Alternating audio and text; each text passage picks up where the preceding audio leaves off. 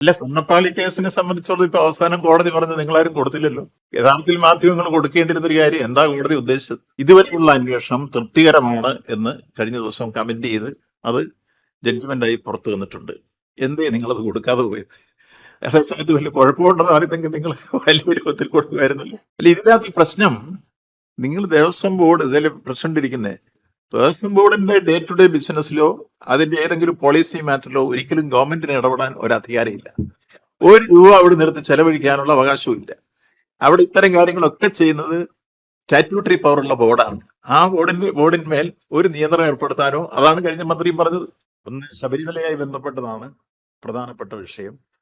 എല്ലാ വർഷവും ശബരിമല തീർത്ഥാടന കാലഘട്ടത്തിൽ ഹരിവരാസനം അവാർഡ് കേരളത്തിലെ അതുപോലെ ഇന്ത്യയിലെ പ്രശസ്തരായ സംഗീതജ്ഞർ അല്ലെങ്കിൽ അതുപോലുള്ള ക്ഷേത്രകലകളുമായി ബന്ധപ്പെട്ട പാണ്ഡിത്യമുള്ളവർക്ക് ഈ അവാർഡ് കൊടുത്തു വരുന്നത് ഹരിവരാസനം. ഈ വർഷത്തെ ഹരിവരാസനം അവാർഡ് പ്രശസ്ത നാഗസ്വര വിദ്വാനായിട്ടുള്ള തിരുവിഴ ജയശങ്കറിനാണ്. തിരുവിഴ ജയശങ്കർ നമുക്കെല്ലാം അറിയാം. അദ്ദേഹം നാഗസ്വരത്തിൽ കീർത്തനങ്ങളും അയ്യപ്പ ഭക്തിഗാനങ്ങളുമെല്ലാം ചെറുപ്പം മുതൽ ആരംഭിച്ച് സംഗീത കോളേജിൽ നിന്ന് ബിരുദവും ബിരുദാനന്തര ബിരുദവും എല്ലാം നേടിയിട്ടുള്ളതാണ്. അദ്ദേഹം 18-ാം വയസ്സിൽ ഇന്ത്യൻ യൂണിയൻ പ്രസിഡന്റിൽ നിന്ന് ഈ കലയ്ക്ക് അവാർഡ് വാങ്ങിയിട്ടുള്ളതാണ്. നമ്മുടെ ആകാശവാണി സംഘടിപ്പിച്ച മത്സരത്തിൽ അന്ന് ജേതാവായി. അന്നു മുതൽ ഈ കലയിൽ ഏറ്റവും പ്രാവീണ്യം നേടി ഇപ്പൊ നവതിയിലേക്ക് കടക്കുക. ഈ വരുന്ന 11-ാം തീയതി അദ്ദേഹത്തിന് നവതി ആഘോഷങ്ങൾ, 90 വയസ്സായി. ഇപ്പൊ നിരവധി പുരസ്കാരങ്ങൾ ഇതിനു മുമ്പ് സംസ്ഥാന ഗവൺമെന്റിന്റെ, കേന്ദ്ര ഗവൺമെന്റിന്റെ, നിരവധി മറ്റ് ഇതര ഏജൻസികളുടെ എല്ലാം അവാർഡുകൾ കിട്ടിയിട്ടുണ്ട്. അതെല്ലാം സംബന്ധിച്ചൊരു ചെറിയ കുറിപ്പ് ഞങ്ങൾ തരുന്നുണ്ട്. അദ്ദേഹത്തിന് കിട്ടിയിട്ടുള്ള അവാർഡുകളെല്ലാം. അദ്ദേഹത്തിന്റെ ജന്മദേശം ചേർത്തലയാണ്. ഇപ്പൊ അദ്ദേഹം താമസിക്കുന്നത് കോട്ടയത്ത് കുമാരനെല്ലൂരിലാണ്. ക്ഷേത്രകലയെ ബന്ധപ്പെട്ട് ഏതാണ്ട് ചെറുപ്പം മുതൽ തന്നെ വിവിധ ക്ഷേത്രങ്ങളിൽ അദ്ദേഹം ഈ നാഗസ്വര കല, ഭക്തിഗാനങ്ങൾ എല്ലാം ആലപിച്ചുകൊണ്ട്, കീർത്തനങ്ങൾ ആലപിച്ചുകൊണ്ട് മുന്നോട്ട് വന്നിട്ടുള്ളതാണ്. പ്രത്യേകിച്ചും ശബരിമലയായി ബന്ധപ്പെട്ട കീർത്തനങ്ങൾ വായിക്കുന്നതിൽ വലിയ പ്രാവീണ്യം നേടിയിട്ടുള്ള ആളാണ്. അതുകൊണ്ടാണ് ഈ വർഷം ഞങ്ങൾ ഇപ്പോൾ ഒരു കമ്മിറ്റിയെ നിയോഗിച്ചിരുന്നു. 3 പേരുള്ള കമ്മിറ്റിയാണ്. ഒന്ന്, നമ്മുടെ ദേവസ്വം വകുപ്പ് secretary Shri MG Rajamanickam IAS. 2, Thiruvithamkoor Devaswom board commissioner B Sunilkumar. 3, പ്രശസ്ത സംഗീതജ്ഞ professor Palkulangara K Ambikadevi, retired professor, Swathi Thirunal Sangeetha college. ഈ 3 പേരടങ്ങുന്ന കമ്മിറ്റിയാണ് ഞങ്ങൾ നിയോഗിച്ചത്. ആ കമ്മിറ്റി ശുപാർശ ചെയ്തതിന്റെ അടിസ്ഥാനത്തിൽ ഇത് അദ്ദേഹത്തിന് പ്രഖ്യാപിക്കുകയാണ് ഗവൺമെന്റ്. ഇതിനു മുമ്പ് ഇത് കൊടുത്തിട്ടുള്ളത് ആദ്യം പത്മഭൂഷൺ KG യേശുദാസിനാണ്, പിന്നീട് ശ്രീ KG ജയനാണ്, പിന്നെ P ജയചന്ദ്രനാണ്, SP Balasubrahmanyam, MG Sreekumar, Gangai Amaran, KS ചിത്ര, P സുശീല, ഇളയരാജ, വീരമണി രാജു, ആലപ്പി രംഗനാഥ്, ശ്രീകുമാരൻ തമ്പി, PK വീരമണിദാസൻ, കഴിഞ്ഞ വർഷം കൈതപ്പുറം ദാമോദരൻ നമ്പൂരിക്കാരൻ. ഇപ്പോ ഈ വർഷത്തെ തിരുവിഴ ജയശങ്കറിന്, അതായത് മകരവിളക്ക് ദിവസം 14-ാം തീയതി രാവിലെ 10 മണിക്ക് സന്നിധാനത്തിൽ ചേരുന്ന ചടങ്ങിൽ വെച്ച് ഇത് ഞങ്ങൾ സമർപ്പിക്കും. ഇതാണ് ഒന്നാമത്തെ കാര്യം നിങ്ങളുമായി ഷെയർ ചെയ്യാനുള്ളത്. രണ്ടാമത്തെ കാര്യം, ഈ വർഷത്തെ മകരവിളക്ക് ഉത്സവവുമായി ബന്ധപ്പെട്ട് തിരുവിതാംകൂർ ദേവസ്വം ബോർഡും സംസ്ഥാന ഗവൺമെന്റും സംയുക്തമായി ചില ക്രമീകരണങ്ങളെല്ലാം ഉറപ്പാക്കിയിട്ടുണ്ട്. ഇത് സംബന്ധിച്ചൊരു മീറ്റിംഗ് ഞങ്ങൾ പമ്പയിൽ വെച്ച് തന്നെ കഴിഞ്ഞ ദിവസം കൂടുകയുണ്ടായി. കൃത്യമായി പറഞ്ഞാൽ 26-ാം തീയതി പമ്പയിൽ കൂടി അവസാന ചടങ്ങിന് എല്ലാം രൂപം കൊടുത്തിട്ടുണ്ട്. അതിൽ പ്രധാനമായും ഈ കാലഘട്ടത്തിൽ പർണശാല കെട്ടി വളരെ കാലേകൂട്ടി വന്ന് താമസിക്കുന്ന തീർത്ഥാടകരുണ്ട്. ആ തീർത്ഥാടകരോട് ഞങ്ങൾ മുൻകൂട്ടി പറഞ്ഞിട്ടുള്ള ഒരു കാര്യം, എടുത്ത തീരുമാനം, അവിടെ അടുപ്പ് കൂട്ടി ഭക്ഷണം പാകം ചെയ്യാൻ പാടില്ല. പകരം ദേവസ്വം ബോർഡ് അവർക്ക് ഭക്ഷണം എത്തിച്ചു കൊടുക്കും. ഈ അത്തരത്തിലുള്ള തീരുമാനം എടുക്കാൻ കാരണം, മുമ്പ് ഈ പർണശാലയിൽ കെട്ടി അവിടെ പാചകം നടക്കുന്ന ഘട്ടത്തിലാണ് തീപിടുത്തമൊക്കെ ഉണ്ടായിട്ടുള്ളത്. അത് ഉണ്ടാവാതിരിക്കാൻ കഴിഞ്ഞ വർഷം മുതൽ ഈ ഒരു നിലപാട് സ്വീകരിച്ചിട്ടുണ്ട്. ഈ വർഷവും ആ കാര്യത്തിൽ സുപ്രധാനമായ ഒരു തീരുമാനമെടുത്തിരിക്കുന്നു. അത് മുൻകൂട്ടി ഭക്തരെ അറിയിക്കുകയാണ്. രണ്ടാമത്തെ കാര്യം, അവിടെ പല വ്യൂ പോയിന്റുകളുണ്ട്. മകരവിളക്ക് കാണാൻ അല്ലെങ്കിൽ മകരജ്യോതി കാണാൻ വേണ്ടി പല വ്യൂ പോയിന്റുകളിലേക്ക് പോകുമ്പോൾ ചില ഘട്ടങ്ങളിൽ വൃക്ഷങ്ങളുടെ ചില്ലകളിൽ കയറിയിരുന്ന് വരെ ആളുകൾ ഇത് കാണാൻ വേണ്ടി കയറും. അത് പലപ്പോഴും അപകടങ്ങൾ ക്ഷണിച്ചു വരുന്നുണ്ട്. അതുകൊണ്ട് അത്തരം സങ്കേതങ്ങളെല്ലാം പ്രധാനമായും പോലീസിനെ വിന്യസിച്ച് മരച്ചില്ലകളിൽ ആളുകൾ കയറിയിരുന്ന് ഇത് വീക്ഷിക്കുന്ന അവസ്ഥ ഉണ്ടാവരുത് എന്ന കാര്യമാണ് ഞങ്ങൾ രണ്ടാമതായി മുന്നോട്ട് വെച്ചിട്ടുള്ള കാര്യം. മൂന്നാമതായി, മകരവിളക്കിന് യാതൊരു തിക്കും തിരക്കും ഉണ്ടാകാതെ കാര്യങ്ങൾ നടത്തുന്നതിന് വേണ്ടി കൂടുതലായി പോലീസിനെ വിന്യസിച്ചിട്ടുണ്ട്. അതുപോലെ തന്നെ സന്നദ്ധ സേനകളെ വിന്യസിച്ചിട്ടുണ്ട്. മകരജ്യോതി വരുന്നതിന് മുമ്പ് പന്തളം രാജകൊട്ടാരത്തിൽ നിന്നാണ് തിരുവാഭരണം പുറപ്പെടുന്നത്. ആ തിരുവാഭരണ ഘോഷയാത്ര കടന്നു വരുന്ന പാതകളെല്ലാം സഞ്ചാരയോഗ്യമാക്കി മാറ്റുന്നതിന് മുൻകൂട്ടി വനംവകുപ്പുമായി കൂടി ചേർന്ന് ചില തീരുമാനങ്ങൾ എടുത്തിട്ടുണ്ട്. മരച്ചില്ലകളെല്ലാം വെട്ടി പാതയോരങ്ങൾ വൃത്തിയാക്കി കൊടുക്കുന്ന ക്രമീകരണം ഏതാണ്ട് അതിന്റെ അവസാന ഘട്ടത്തിലെത്തി. അപ്പോൾ ഒരു തടസ്സവും കൂടാതെ തിരുവാഭരണ ഘോഷയാത്ര മകരസംക്രമ വിളക്കിന് വേണ്ടി സന്നിധാനത്തിലെത്തുന്നോടം വരെ അതിനനുഗമിക്കേണ്ട വളണ്ടിയേഴ്സിനെ തീരുമാനിച്ചിട്ടുണ്ട്, പോലീസിനെ തീരുമാനിച്ചിട്ടുണ്ട്, ഫയർഫോഴ്സിനെ തീരുമാനിച്ചിട്ടുണ്ട്. മറ്റ് അവർക്ക് എല്ലാ സുരക്ഷിതത്വം ഉറപ്പാക്കേണ്ട വനം വകുപ്പ് ആ കാര്യത്തിൽ ശ്രദ്ധാപൂർവം നീങ്ങിയിട്ടുണ്ട്. ഈ കാര്യം കൃത്യമായി ഒന്നുകൂടെ ഞങ്ങൾ എടുത്തു പറഞ്ഞിട്ടുണ്ട്. തിരുവാഭരണ ഘോഷയാത്ര ആദ്യം പമ്പയിൽ വെച്ചായിരിക്കും ദേവസ്വം ബോർഡിന് വേണ്ടി സ്വീകരിക്കുക. സന്നിധാനത്തിൽ ഞങ്ങളെല്ലാം ചേർന്ന് സ്വീകരിക്കും. അപ്പോൾ ആ തിരുവാഭരണം ചാർത്തിയതിനു ശേഷമുള്ള ദീപാരാധനയും അതിനുശേഷം നടക്കുന്ന മകരജ്യോതിയും ലക്ഷക്കണക്കിന് ഭക്തന്മാർക്ക് ദർശിക്കാൻ കഴിയുന്ന രൂപത്തിലുള്ള സാഹചര്യം വിവിധ തലങ്ങളിൽ ഒരുക്കി കൂട്ടിയിട്ടുണ്ട്.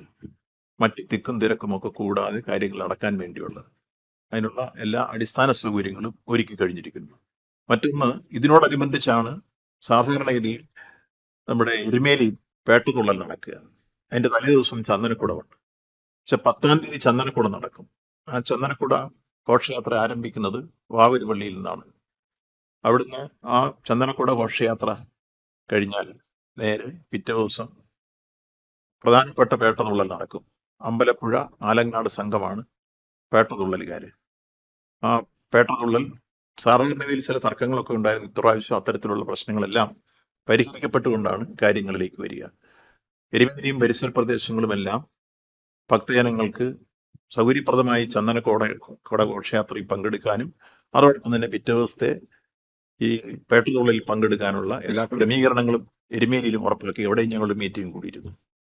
പിന്നീട് ഇവിടെ കാനനപാതയിൽ കൂടി സഞ്ചരിക്കുന്നതുമായി ബന്ധപ്പെട്ട് ബഹുമാനപ്പെട്ട കോടതിയുടെ ചില നിർദ്ദേശങ്ങളുണ്ട്, അഭിപ്രായങ്ങളുണ്ട്. കോടതി പറഞ്ഞതനുസരിച്ച് മാത്രമേ അത് നടപ്പാക്കാവൂ എന്ന കാര്യം പോലീസിന് നിർദ്ദേശം കൊടുത്തിട്ടുണ്ട്. എന്നാൽ ചില ഭക്തർ അതിന് വ്യത്യസ്തമായി നമ്മുടെ സത്രം വഴി വന്നിട്ട് ഉള്ള പോക്കും കാനനപാതയിൽ കൂടിയുള്ള താല്പര്യം കൂടുതൽ പ്രകടിപ്പിക്കുന്നുണ്ട്. അത് ചിലപ്പോഴും അവിടെ നിയന്ത്രിക്കാൻ നിൽക്കുന്ന പോലീസുകാരോട് വരെ ചിലപ്പോൾ അസ്വസ്ഥത പ്രകടിപ്പിക്കുകയാണ്. പക്ഷേ കോടതിയുടെ നിയന്ത്രണം ഉള്ളതുകൊണ്ട് ബഹുമാനപ്പെട്ട കോടതി പറയുന്നത് നമുക്ക് നടപ്പാക്കാൻ പറ്റുള്ളൂ. അതുകൊണ്ട് അത് എല്ലാവരും പാലിക്കണമെന്ന അഭ്യർത്ഥനയാണ് ഞങ്ങൾ ഭക്തജനങ്ങളുടെ മുമ്പിൽ വയ്ക്കുന്നത്. കോടതി നിർദ്ദേശിച്ചനുസരിച്ച് മാത്രം കാനനപാതയിൽ കൂടിയുള്ള സഞ്ചാരവും അതുപോലെ തന്നെ പാസ് സ്പോട്ട് ബുക്കിംഗ് ഉള്ള കാര്യങ്ങളൊക്കെ തന്നെ ഒരു നിയന്ത്രണം ഏർപ്പെടുത്തി. ഇപ്പോൾ പ്രധാനമായും ആ സ്പോട്ട് ബുക്കിംഗ് നമ്മൾ നിലയ്ക്കൽ നിന്നാണ് ഇപ്പം നടത്തിക്കൊണ്ടിരിക്കുന്നത്. അതുകൊണ്ട് തന്നെ മറ്റ് ബഹളങ്ങളോ മറ്റു കാര്യങ്ങളില്ലാതെ കാര്യങ്ങൾ മുന്നോട്ട് പോയിക്കൊണ്ടിരിക്കുകയാണ്. അപ്പൊ ഈ തരത്തിൽ പേട്ടുതുള്ളല്, ചന്ദനക്കുട ഘോഷയാത്ര, അതിനുശേഷം തിരുവാഭരണ ഘോഷയാത്ര, പിന്നീട് മകരവിളക്ക്, ഇത്രയും കാര്യങ്ങൾ ഭംഗിയായി നടക്കാൻ വേണ്ടിയുള്ള എല്ലാ ക്രമീകരണങ്ങളും പൂർത്തിയായി. അതിനാവശ്യമായ സുരക്ഷാ സംവിധാനങ്ങളെല്ലാം ഒരുക്കി കഴിഞ്ഞിരിക്കുന്നു. മറ്റ് അതിൽ ശ്രദ്ധിക്കേണ്ട കാര്യങ്ങളെല്ലാം തന്നെ ഈ കാലഘട്ടത്തിൽ ശ്രദ്ധിച്ച് ഞങ്ങൾ സംസ്ഥാന സർക്കാരും ദേവസ്വം ബോർഡും ടീമായി നിന്നുകൊണ്ട് ആ പ്രവർത്തനങ്ങളിൽ ഇതിനോടൊപ്പം തന്നെ നിരവധി മീറ്റിങ്ങുകളും കൂടി എല്ലാം ക്രമീകരിക്കപ്പെട്ട് കഴിഞ്ഞിരിക്കുന്നു. അവസാനം ഇത് മകരവിളക്ക് കഴിഞ്ഞൊരു പ്രശ്നം ഉണ്ടാകാറുള്ളത് തിരിച്ചിറക്കമാണ്. ആ തിരിച്ചിറക്കത്തിൽ പലപ്പോഴും വലിയ ക്രൗഡ് വരികയും, പണ്ട് ആദ്യത്തെ സ്റ്റാമ്പേഡ് ഉണ്ടായത് അങ്ങനെയായിരുന്നു. അത്തരം പ്രശ്നങ്ങൾ വരാതിരിക്കാൻ വേണ്ടിയുള്ള ക്രമീകരണം ഉറപ്പാക്കി ഏതാണ്ട് കഴിഞ്ഞ പ്രാവശ്യം 800 ട്രാൻസ്പോർട്ട് ബസ്സുകളായിരുന്നു മുൻകൂട്ടി ഞങ്ങൾ കരുതിയിരുന്നത്. ഈ പ്രാവശ്യം ട്രാൻസ്പോർട്ട് വകുപ്പ് മന്ത്രിയോട് ഞങ്ങൾ ഈ കാര്യം അഭ്യർത്ഥിച്ചു. അദ്ദേഹം പമ്പയിൽ തന്നെ വന്ന് കാര്യങ്ങൾ പരിശോധിച്ച് ഇപ്പോൾ കൂടുതൽ സർവീസിനുള്ള സൗകര്യം ഉറപ്പാക്കി തന്നിട്ടുണ്ട്. അപ്പോൾ 100 ബസ് കൂടി അഡീഷണൽ ആയി ഇട്ടേക്കാം എന്ന് അദ്ദേഹം പറഞ്ഞിട്ടുണ്ട്. അപ്പോൾ ഒരു ബുദ്ധിമുട്ടും കൂടാതെ ഈ മകരവിളക്ക് ദർശിച്ചതിന് ശേഷം ഭക്തജനങ്ങൾക്ക് ഇറങ്ങി വന്നാൽ അവിടെ ബഹളം കൂട്ടാതെ പോകാനുള്ള സൗകര്യവും ഉറപ്പാക്കി കഴിഞ്ഞിട്ടുണ്ട്. പിന്നീട് അപ്പുറത്തു കൂടി വരുന്ന ഓരോ ഘട്ടത്തിലും എല്ലാ രംഗത്തും കോട്ടയം ജില്ലയിൽ നെരുമേലിയിൽ നിന്ന് കടന്നു വരുന്ന പാതകൾ അവിടെ തിക്കും തിരക്കും ഒക്കെ ഉണ്ടാകാതിരിക്കാൻ വേണ്ടിയുള്ള ക്രമീകരണങ്ങൾ പോലീസുമായി ബന്ധപ്പെട്ട് അവർക്ക് ഇടയ്ക്കിടയ്ക്ക് പ്രത്യേകിച്ച് ഓരോ പോലീസ് കേന്ദ്രങ്ങൾ തന്നെ അവർ ക്യാമ്പ് ചെയ്യുന്ന സ്ഥലങ്ങൾ തന്നെ ശരിപ്പെടുത്തി കൊടുത്തു കഴിഞ്ഞിട്ടുണ്ട്. ഇങ്ങനെ പൊതുവിൽ ശബരിമലയിൽ ഇപ്പോൾ മകരവിളക്കുമായി ബന്ധപ്പെട്ട എല്ലാ കാര്യങ്ങളും സുഗമമായ ദർശനം എല്ലാ ഭക്തർക്കും ഉറപ്പാക്കാൻ സഹായിക്കുന്ന പ്രവർത്തനങ്ങൾ കൂടി പൂർണ്ണമായിരിക്കുന്നു എന്നതാണ് രണ്ടാമതായി പറയാനുള്ള കാര്യം. മൂന്നാമത്തെ കാര്യം ജയകുമാർ സാർ പറയും, അത് അവിടുത്തെ ബോർഡുമായി ബന്ധപ്പെട്ട് പാസ് കൊടുക്കുന്ന ഒരു കാര്യമാണ്. അത് അദ്ദേഹം വിശദീകരിക്കും. അവിടെ എടുത്ത് ബോർഡ് എടുത്തൊരു തീരുമാനം. മകരവിളക്കിനുള്ള ഒരുക്കങ്ങളെല്ലാം പൂർത്തിയായി. അത് ബഹുമാനപ്പെട്ട മന്ത്രി പറഞ്ഞ എല്ലാ ഒരുക്കങ്ങളും ഒക്കെ പൂർത്തിയായിരിക്കുകയാണ്. സുഗമമായിട്ടുള്ള ഒരു മകരവിളക്ക് നടത്താൻ സാധിക്കുമെന്നുള്ള വിശ്വാസത്തിലാണ് ഞങ്ങൾ ഇരിക്കുന്നത്. എന്നാൽ പരമ്പരാഗതമായി പണ്ട് തൊട്ട് തന്നെ അവിടെ ചില അനാശാസ്യ പ്രവർത്തനങ്ങൾ നടക്കാറുണ്ട് എന്ന് നമുക്ക് എല്ലാവർക്കും അറിയാം. ഉദാഹരണത്തിന് ഈ പ്രത്യേക മകരവിളക്ക് കാണാനുള്ള പാസ് വാങ്ങി മറുകച്ചവടം ചെയ്യുക, മുറികൾ എടുത്തിട്ട് കൂടുതൽ വിലയ്ക്ക് മറിച്ചു വെക്കുക, എന്നിട്ട് സാധാരണ ഒരു ഭക്തന് വന്നാൽ മുറി കിട്ടാതിരിക്കുക, ബ്ലാക്ക് മാർക്കറ്റിൽ മാത്രം മുറി കിട്ടുക, ഇത്തരത്തിലുള്ള ഒരുപാട് അനാശാസ്യങ്ങൾ നമ്മൾ അറിയാതെ ഇതിന്റെ പിന്നാമ്പുറത്ത് നടക്കുന്നുണ്ട്. അത് നമ്മൾ കണ്ടില്ല എന്ന് വയ്ക്കാൻ പറ്റില്ല. കാരണം അത് സാധാരണ ഭക്തന് ബുദ്ധിമുട്ടുണ്ടാക്കുന്നതും ശബരിമലയ്ക്ക് അവമതിപ്പുണ്ടാക്കുന്നതുമായിട്ടുള്ള ഒരു പ്രവണതയാണ്. അതുകൊണ്ട് ബോർഡ് പ്രാവശ്യം എടുത്തൊരു തീരുമാനം, ഡോണർമാരായിട്ട് കുറച്ച് ഡോണേഴ്സ് ഉണ്ടല്ലോ, 250 ഡോണർമാർ, അവർക്ക് മുറിക്ക് ഈ സീസണിൽ 2 ദിവസം താമസിക്കാൻ അർഹതയുണ്ട്. അപ്പൊ ആ ബുക്കിംഗ് കഴിഞ്ഞു കഴിഞ്ഞാൽ എത്ര മുറികൾ അതിൽ നിന്ന് സർപ്ലസ് കിട്ടുമെന്ന് നോക്കി അതും ഞങ്ങളുടെ കയ്യിലുള്ള എല്ലാ മുറികളും കൂടെ പൂള് ചെയ്ത് കുറച്ച് മുറി മാത്രം നമ്മുടെ സ്വന്തം ആവശ്യത്തിനും ഗവൺമെന്റ് ആവശ്യത്തിനും മാറ്റി വെച്ചിട്ട് ബാക്കി എല്ലാ മുറിയും ഓൺലൈനിൽ മാത്രമേ ബുക്കിംഗ് അനുവദിക്കുകയുള്ളൂ. ആരെങ്കിലും താമസിക്കുന്നു എന്നുള്ളതിന്റെ ID പ്രൂഫോട് കൂടി മാത്രമേ താമസിക്കാൻ അനുവാദം കൊടുക്കുകയുള്ളൂ എന്നും നമ്മൾ നിർബന്ധിച്ചിരിക്കുകയാണ്. അതുകൊണ്ട് ആർക്ക് വേണം മുറി കൊടുക്കാം, പ്രൊവൈഡഡ് അത് ഓതറൈസ്ഡ് പേഴ്സൺ ആയിരിക്കണം. നിങ്ങൾ വെർച്വൽ ക്യൂ ബുക്കിങ്ങിന് പോലും നമ്മുടെ ID കാണിച്ചിട്ടാണ് ബുക്ക് ചെയ്യുന്നത്. പിന്നെ താമസിക്കാൻ മുറി എടുക്കുമ്പോൾ ID കാണിക്കണം എന്ന് പറഞ്ഞതിനകത്ത് വലിയ വിരോധം തോന്നേണ്ട കാര്യമില്ല. അത് നിർബന്ധമായിട്ടും ഓൺലൈനിൽ എല്ലാ മുറിയും അവൈലബിൾ ആക്കുന്ന തരത്തിൽ സോഫ്റ്റ്വെയറിൽ മാറ്റങ്ങളൊക്കെ വരുത്തി 10 തീയതി മുതൽ അത്തരത്തിലുള്ള ഒരു ബുക്കിങ്ങിലേക്ക് കടക്കും. മറ്റൊന്ന് ഈ മകരവിളക്ക് കാണാനുള്ള പാസ്സാണ്. ആ പാസ് കൊടുക്കുന്നത് തിരുമുറ്റത്ത് നിൽക്കാൻ ഒരു പാസ്, ഫ്ലൈ ഓവറിൽ നിൽക്കാൻ എംപ്ലോയീസിനും ബാക്കിയുള്ളവർക്കും എല്ലാ പാസ്. അപ്പൊ എംപ്ലോയീസിന് നമ്മൾ പാസ് കൊടുക്കുന്നില്ല, അവരുടെ ബാഡ്ജ് തന്നെ മതി അവർക്ക് ഇവിടെ കയറാൻ, പാസിന്റെ ആവശ്യമില്ല. അല്ലാതെയുള്ളവർക്ക് പാസ് കൊടുക്കുന്നതിന് തിരുമുറ്റത്ത് നിൽക്കുന്നതിന് ഗോൾഡൻ പാസ്, മറ്റത് സിൽവർ പാസ്. അത് ഫോട്ടോ പാസ് മാത്രമേ അനുവദിക്കുകയുള്ളൂ. ഫോട്ടോ കൊണ്ടുവന്നില്ലെങ്കിൽ അവിടെ തന്നെ ഫോട്ടോ എടുക്കും, തൽക്ഷണം ഫോട്ടോ പതിപ്പിക്കാനുള്ള ഏർപ്പാട് നടത്തുന്നതായിരിക്കും. ഒരു കാരണവശാലും ഒരു പാസ് വാങ്ങിച്ചിട്ട് അത് മറ്റൊരാളിന് കൈമാറ്റം ചെയ്യാനോ കാശ് വാങ്ങിക്കാനോ ഒന്നും അനുവദിക്കുന്നതല്ല. വിജിലൻസ് സംവിധാനം ശക്തമാവും. യഥാർത്ഥത്തിൽ അർഹതപ്പെട്ട ആളുകൾക്ക് ഈ മകരവിളക്ക് കാണാനും അവിടെ നിൽക്കാനും മുറി കിട്ടാനും കൂടുതൽ സുഗമമായിട്ടുള്ള സംവിധാനത്തിലേക്ക് പോവുകയാണ്. കാലാകാലങ്ങളിൽ ഇത് മറച്ചു വയ്ക്കും, കാശുണ്ടാക്കുകയൊക്കെ ചെയ്തവരെ സംബന്ധിച്ചിടത്തോളം അവർക്ക് ബുദ്ധിമുട്ടുണ്ടാക്കുക എന്നുള്ളത് തന്നെയാണ് ഞങ്ങളുടെ ലക്ഷ്യം. ഇതൊന്നും ശബരിമലയിൽ നടപ്പില്ല എന്ന് പ്രഖ്യാപിക്കാൻ കൂടിയാണ് ഈ പരിഷ്കാരം ഇപ്പോൾ നമ്മൾ നടപ്പിലാക്കിയിരിക്കുന്നത്. അതിന് നിങ്ങളുടെയും സഹകരണം നമുക്ക് ആവശ്യമുണ്ട്. കാരണം ഇങ്ങനെയാണ് ഇപ്രാവശ്യം മുറി കിട്ടുന്നത്, ഡയറക്റ്റ് ആയിട്ട് മാത്രമേ കിട്ടൂ, ഇടനിലക്കാരിലൂടെ പോകാൻ പാടില്ല എന്നുള്ളൊരു സന്ദേശം ഭക്തന്മാരിലേക്ക് എത്തിക്കേണ്ട ഒരു ആവശ്യമുണ്ട്. അത് ഇപ്രാവശ്യം അത് ഒരു പരീക്ഷണാടിസ്ഥാനത്തിലാണെങ്കിലും അത് വിജയിക്കുന്നത് തന്നെയാണ് ഞങ്ങളുടെ പ്രതീക്ഷ. അതാണ് ഏറ്റവും വലിയൊരു ശുദ്ധീകരണ പ്രവർത്തനമായിട്ടാണ് ഞാൻ കാണുന്നത്. വരാനിരിക്കുന്ന നാളുകളിൽ ഇത്തരത്തിലുള്ള കാര്യങ്ങളെല്ലാം നമ്മൾ നിയന്ത്രിക്കും എന്നുള്ളതിന്റെ ഒരു മുന്നോടി കൂടിയാണ് ഈ പരിഷ്കാരം. അത്രയാണ് എനിക്ക് അതിനെപ്പറ്റി പറയുന്നത്. അപ്പൊ ഈ 3 കാര്യങ്ങളാണ് ഞങ്ങളുടെ ഇന്നത്തെ താമസിച്ചു വന്നവരോട്. ആദ്യത്തെ പറഞ്ഞത് ഹരിവരാസനം അവാർഡാണ്. തിരുവിഴ ജയശങ്കർ എല്ലാവർക്കും കോപ്പി തരുന്നുണ്ട് അതിന്റെ.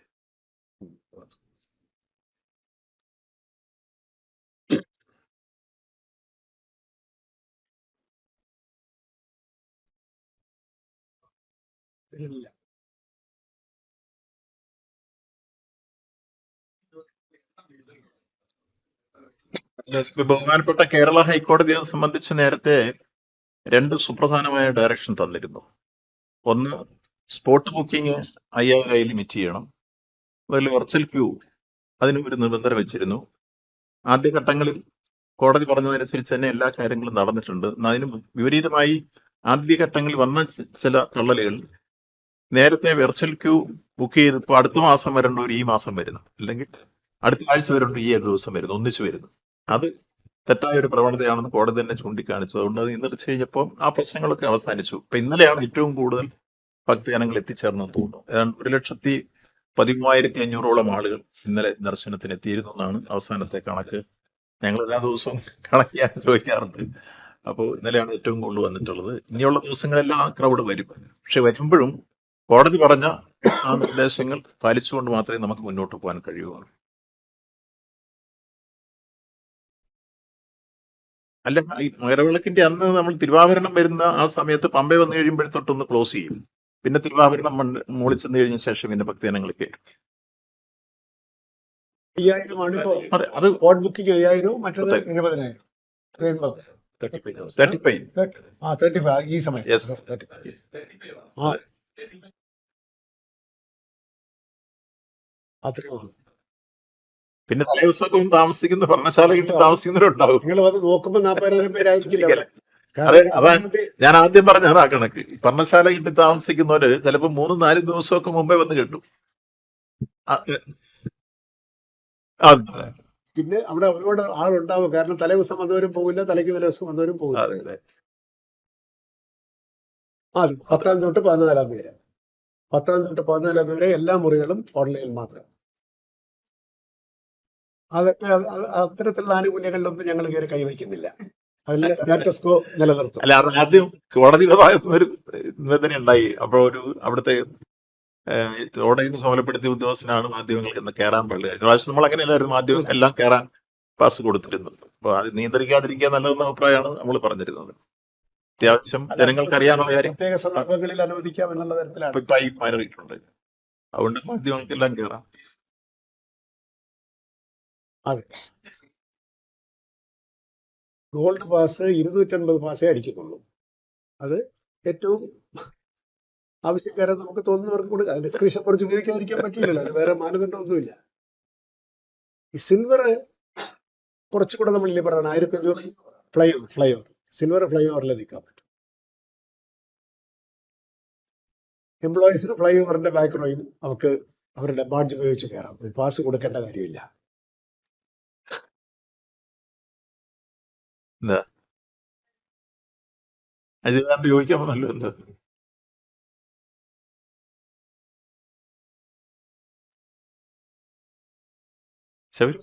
പിന്നെ സുഗമമായ ദർശനം നടക്കുന്നു. ഇതുവരെ പരാതിയൊന്നുമില്ല. കഴിഞ്ഞ വർഷം ഒരു പരാതി ഇല്ലായിരുന്നു. എല്ലാ തീർത്ഥാടനവും ഭംഗിയായി പോകുന്നു. അപ്പം ഈ കാലഘട്ടത്തിൽ സുഗമമായ തീർത്ഥാടനം ഉറപ്പാക്കി കൊടുക്കുക എന്നുള്ളത് സർക്കാരിന്റെയും ദേവസ്വം ബോർഡിന്റെയും ചുമതലയാണ്. ഒരു ടീമായി നിന്നുകൊണ്ട് തന്നെ ആ പ്രവർത്തനങ്ങൾ ഭംഗിയായി മുന്നോട്ട് പോയിക്കൊണ്ടിരിക്കുന്നു. മറ്റേ സ്വർണ്ണപ്പാളി കേസിനെ സംബന്ധിച്ചോളം ഇപ്പൊ അവസാനം കോടതി പറഞ്ഞു നിങ്ങളാരും കൊടുത്തില്ലല്ലോ. യഥാർത്ഥത്തിൽ മാധ്യമങ്ങൾ കൊടുക്കേണ്ടിരുന്ന ഒരു കാര്യം എന്താ കോടതി ഉദ്ദേശിച്ചത്? ബഹുമാനപ്പെട്ട കോടതി കഴിഞ്ഞ ദിവസം SIT ആയി കേട്ട കാര്യങ്ങളിൽ കൃത്യമായ ചില കാര്യങ്ങൾ വിശദീകരിച്ചതിന് ശേഷം പൂർണ്ണ സംതൃപ്തി എന്നൊരു വാചകം പ്രയോഗിച്ചു. SIT ആ SITയോട് പറഞ്ഞു, ബാഹ്യ സമ്മർദ്ദങ്ങൾക്കോ വലിയ രൂപത്തിലുള്ള ബഹളങ്ങൾക്കോ പരാതികൾക്കോ ഒന്നും ചെവി കൊടുക്കാൻ നിൽക്കേണ്ടതില്ല. ആ സമ്മർദ്ദങ്ങളൊക്കെ ഒരു ഭാഗത്ത് ആരെയായി സമ്മർദ്ദം ഉദ്ദേശിച്ചത്? ഏതായാലും ഗവൺമെന്റ് ഒരു സമ്മർദ്ദത്തിനും പോയില്ല എന്ന് മുഖ്യമന്ത്രി തന്നെ നേരിട്ട് പറഞ്ഞു. ദേവസ്വം മന്ത്രി അത് തന്നെ പറയുന്നു. ഒരു സമ്മർദ്ദവും. ഞാൻ ആദ്യം മുതൽ തന്നെ ഈ അന്വേഷണത്തിന് ആദ്യം എഴുതി കൊടുത്ത ഒരാൾ ഞാനാണ്. ബഹുമാനപ്പെട്ട കോടതിയുടെ മുമ്പാകെ ഒരു SIT വെക്കണം എന്നുള്ള ആശയം സ്റ്റാൻഡിംഗ് കൗൺസിൽ മുഖാന്തരം ദേവസ്വം ബോർഡിനെ കൊണ്ട് എഴുതി കൊടുത്തു. ദേവസ്വം ബോർഡ് കൊടുത്തു, ഞാനും കൊടുത്തു. ബഹുമാനപ്പെട്ട കോടതി അതനുസരിച്ച് തന്നെ കൃത്യമായി SIT വെച്ചു. ആ അന്വേഷണം കോടതി തന്നെയാണ് ഓഫീസേഴ്സിനെ തീരുമാനിച്ചത്.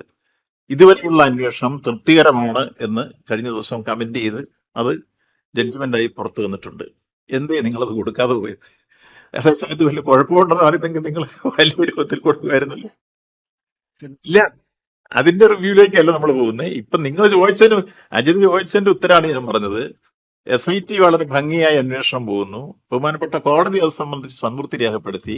അതൊന്നും നമുക്ക് സ്വീകരിക്കാവുന്ന ഏറ്റവും ആധികാരികമായ കമന്റും രേഖയും. അതിൽ നമ്മൾ വേറെ സംശയം ഇനി പ്രകടിപ്പിക്കേണ്ട കാര്യമില്ല. അതിനൊരു രൂപത്തിൽ നിങ്ങളൊരു പ്രചരണം കൊടുക്കാൻ കോടതി ഇങ്ങനെ പറഞ്ഞു എന്നുള്ളത് പലരും തയ്യാറായില്ല. അതേസമയത്ത് ഗവൺമെന്റിനെതിരെ ഒരു വിമർശനമായിരുന്നെങ്കിൽ നിങ്ങൾ ബാനർ ഹെഡിങ് ലീഡിംഗ് ന്യൂസ് കൊടുക്കുമായിരുന്നു. ഇതങ്ങനെ വന്നില്ല. അപ്പൊ യഥാർത്ഥത്തിൽ SIT യെ സംബന്ധിച്ച് കൃത്യമായി പറഞ്ഞിരിക്കുന്നു, ഒരു ബാഹ്യ സമ്മർദ്ദങ്ങൾക്കും നിങ്ങൾ വശംവദരാവരുത്, ഇപ്പൊ ചെയ്തുകൊണ്ടിരിക്കുന്ന പോലെ തന്നെ മുന്നോട്ട് പോകാൻ കോടതി അനുമതിയും കൊടുത്തിരിക്കുന്നു. ഞങ്ങൾ ഇതിൽ പൂർണ്ണ സംതൃപ്തരാണ്. ഇല്ല, അത് വരുന്ന പാർട്ടിയും ഗവൺമെന്റും രണ്ടും രണ്ടല്ലോ. പാർട്ടിയുടെ കാര്യം പാർട്ടി സെക്രട്ടറി കാര്യങ്ങൾ പറഞ്ഞല്ലോ. പാർട്ടി സെക്രട്ടറി പറയേണ്ട കാര്യം പറഞ്ഞു, അത് ഞാനിവിടെ പറയേണ്ട കാര്യം. ഞാനിപ്പോ ഗവൺമെന്റിന്റെ ഭാഗമാണ്. പാർട്ടി സെക്രട്ടറി പറയേണ്ട പാർട്ടി സെക്രട്ടറി പറഞ്ഞു, ഗവൺമെന്റ് പറയേണ്ട ഞാൻ ഗവൺമെന്റ് ഭാഗത്ത് പറയുന്നു. ഗവൺമെന്റ് ഈ കാര്യത്തിൽ ഞങ്ങൾ ആദ്യം മുതൽ തന്നെ സ്വീകരിച്ചൊരു നിലപാടാണ്. ബഹുമാനപ്പെട്ട മുഖ്യമന്ത്രിയെ സംബന്ധിച്ച് ആധികാരികമായ നിർദ്ദേശങ്ങൾ തന്നു, ഞങ്ങൾ അതനുസരിച്ച് കോടതിക്ക് എഴുതി കൊടുത്തു. അതിന്റെ അടിസ്ഥാനത്തിൽ SIT വെച്ചു. ആ SIT ഭംഗിയായ അന്വേഷണം നടത്തി മുന്നോട്ട് കൊണ്ടുപോയിക്കൊണ്ടിരിക്കുന്നു എന്ന് കോടതി തന്നെ പറഞ്ഞു. ആ പറഞ്ഞത് നിങ്ങൾ കൊടുക്കേണ്ടതായിരുന്നു.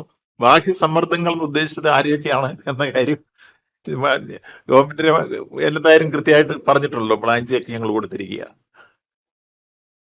ആയിക്കോട്ടെ, മുൻമന്ത്രി ചോദ്യമല്ലായിരുന്നു, നമ്മളൊരു തർക്കവും ഉന്നയിച്ചില്ല. അവർ പോയി ചോദ്യം ചെയ്ത് മൊഴിയെടുത്തു. അതുപോലെ തന്നെ വേറെയുണ്ടല്ലോ ആളുകൾ ചോദ്യം ചെയ്തതും മൊഴിയെടുക്കുന്നു ഒക്കെ. ഓ, ആര് അക്കാര്യത്തിൽ നമ്മൾ പറഞ്ഞല്ലോ, നമ്മൾ X or Y, ഇതാണ് എന്റെ കമന്റ്. ആര് വേണമെങ്കിലും SIT വിളിച്ചോട്ടെ, ചോദ്യം ചെയ്യട്ടെ. കൃത്യമായി SITയുടെ അന്വേഷണം തൃപ്തികരമാണെന്ന് ബഹുമാനപ്പെട്ട കോടതി പറഞ്ഞതിനോട് ഞങ്ങൾ യോജിക്കുന്നു. കൃത്യമായി വരട്ടെ. അല്ല, ഇതിനകത്ത് പ്രശ്നം, നിങ്ങൾ ദേവസ്വം ബോർഡ് ഇതിൽ പ്രസിഡന്റ് ഇരിക്കുന്നേ, ദേവസ്വം ബോർഡിന്റെ ഡേ ടു ഡേ ബിസിനസ്സിലോ അതിന്റെ ഏതെങ്കിലും പോളിസി മാറ്ററിലോ ഒരിക്കലും ഗവൺമെന്റിന് ഇടപെടാൻ ഒരു അധികാരമില്ല.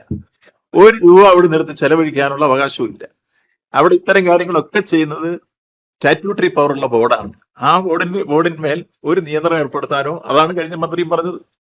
ഇല്ല, അത് ഇല്ല, നിങ്ങൾ അറിയേണ്ട കാര്യമില്ലല്ലോ. ഇല്ലില്ല, നമ്മൾ അറിയേണ്ട ഒരു കാര്യമില്ല. അത് തന്നെ പഴയ മിനിസ്റ്റർ തന്നെ പറഞ്ഞത്. ഇത് കൊണ്ടുപോകാൻ അവിടുത്തെ ഡേ ടു ഡേ ബിസിനസ്സിലൊന്നും ദേവസ്വം വകുപ്പ് അറിയേണ്ടതില്ല, മന്ത്രി ഇടപെടാൻ പറ്റുകയില്ല. ഒരു രൂപ അവിടെ നിർത്തി ചെലവഴിക്കാനോ അവിടുത്തെ ഏതെങ്കിലും മുതൽ മാറ്റാനോ അങ്ങോട്ട് കൊണ്ടുവന്നതൊന്നും വല്ല പോളിസി മാത്രമേ അവർ മാത്രമേ തീരുമാനിക്കുകയുള്ളൂ. അതൊന്നും ഗവൺമെന്റിനോട് ആലോചിക്കേണ്ട ഒരു പ്രശ്നമില്ല. ഗവൺമെന്റിന് ഈ കാര്യത്തിൽ ശബരിമലയുടെ വികസന കാര്യങ്ങൾ വരുമ്പോൾ അതിന് പശ്ചാത്തല സൗകര്യം ഒരുക്കി കൊടുക്കുക, തീർത്ഥാടന കാലഘട്ടത്തിലെല്ലാം പശ്ചാത്തല സൗകര്യം ഒരുക്കി കൊടുക്കുക, ഇതെല്ലാം ഗവൺമെന്റിന്റെ ഡ്യൂട്ടിയാണ്. അത് കൃത്യമായി ഗവൺമെന്റ് ചെയ്യുന്നുണ്ട്. അത് ഈ കാലഘട്ടത്തിലും ചെയ്തു വരുന്നു. ഒരു പരാതിയില്ലാതെ കഴിഞ്ഞ വർഷവും ഈ വർഷവും ആ തീർത്ഥാടന കാലം ഇതുവരെ എത്തിയിട്ടുണ്ട്. ഇപ്പൊ തീരാൻ പോകുന്നു, ആ തീരുന്നു. അതെന്താന്ന് ചോദിച്ചു കഴിഞ്ഞാൽ, മുമ്പ് വന്നിരുന്ന കുറെ ആളുകൾ കാനനപാതയിൽ കൂടി വരും. ഇല്ല, സത്രത്തിന്റെ വഴി ഒരു 3 വഴി കൂടെ വേറെ ഉണ്ട്. ഈ വഴി വരുന്നവര് ഇവിടെ വന്ന് പാസ് എടുക്കാനെന്ന് പറഞ്ഞിട്ട് അതിലെ കയറി വരും. അങ്ങനെ വരുന്ന ഭക്തന്മാരെ വഴിക്കിട്ട് തടഞ്ഞാൽ വനത്തിനകത്ത് കുടുങ്ങി പോവും, കുഴപ്പമൊക്കെ ഉണ്ടാവും. അപ്പൊ ചില സ്ഥലത്ത് ഈ നിർദ്ദേശമൊക്കെ ഉണ്ടെങ്കിലും ഉദ്യോഗസ്ഥന്മാര് ഇവരെ ആരും തിരിച്ചുവിടുകയല്ല. അതാണ് പ്രശ്നം. ഉണ്ടെങ്കിലും ഇതിനൊക്കെ വെട്ടിച്ചു വരുന്നവരുണ്ട്. മകരവിളക്കിന് വരുന്ന അയ്യപ്പന്മാരെ ഒരു പ്രത്യേക ശൈലിയാണ്. അവര് അനേക മൈലുകൾ നടന്നും അവരങ്ങനെ വരുള്ളൂ. അവർക്കിപ്പോ വിർച്വൽ ക്യൂ ബുക്കിംഗ് ഇല്ലാതെ തിരിച്ചയക്കാൻ നമുക്ക് സാധ്യമല്ല. അങ്ങനെയൊക്കെ മകരവിളക്കില് നമ്മുടെ കണക്ക് കൂട്ടലും കുറെയൊക്കെ തെറ്റും, അത് പറയാതിരിക്കാൻ പറ്റുക. അങ്ങനെ ഉണ്ടായിട്ടുണ്ട്. അതുകൊണ്ടാണ് 30,000 ആക്കി കോടതി കുറച്ചിരിക്കുന്നത്.